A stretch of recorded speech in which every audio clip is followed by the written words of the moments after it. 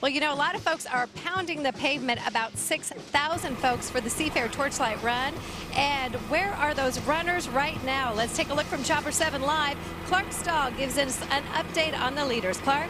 Well, Julie, a little bit unusual here. They're just about to enter the Battery Street Tunnel. Timing couldn't have been more perfect there. The two leaders, for the first time that I remember, are both from Seattle.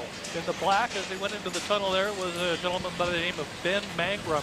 And in the orange behind him, just slightly, or right next to him almost, John Timas.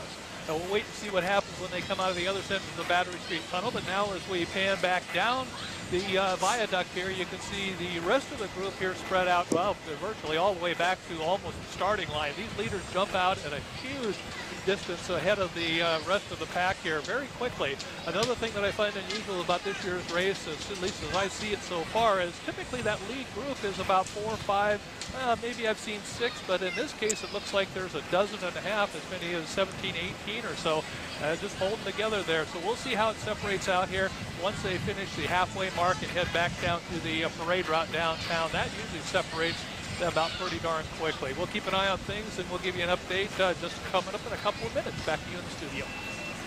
Okay, thanks, Clark. We know you've got the best view in town up there, live above downtown Seattle. Well, back to Seafair 2009, right here on KIRO 7. First, let's check in and see where our Torchlight Run leader is right now. Clark Stahl is in Chopper 7 Live. Clark?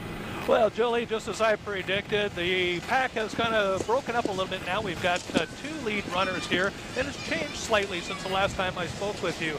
Now, number 2 is John Timas. Number 1, I can't give you a name. He is a mystery runner at this point because he registered just before the competition today, so we don't know who he is. We'll obviously have to find out because it looks like he's setting a pretty good pace here. You can see those two are well out in front of that 17 or 18 that I told you about just a couple of minutes ago that were all banded together. They're some distance back at this point.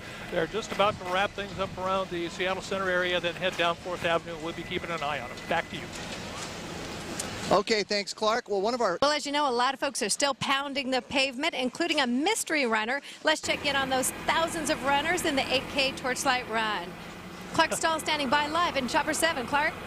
Well, we figured out the mystery runner here. He couldn't remain a secret for very long, and he is still in the lead, as you can see there in the red jersey. We found out that he's from the east side. He runs with a group called East Side Runners, we're told, and his name is Travis Autumn, as in the season Autumn.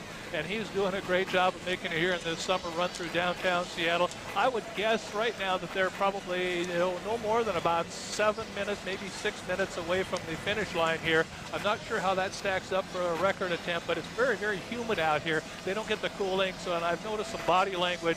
Easy for me to say from here at 1,000 feet, but it looks like it's pretty darn hot for them down there. Back to you in the studio. Oh, it has to be. All right, Clark, we'll keep checking in throughout the day. And Torchlight runners, they are still busy getting closer to the finish line. We'll check in with Clark Stahl, who is playing Follow the Leader in Chopper 7.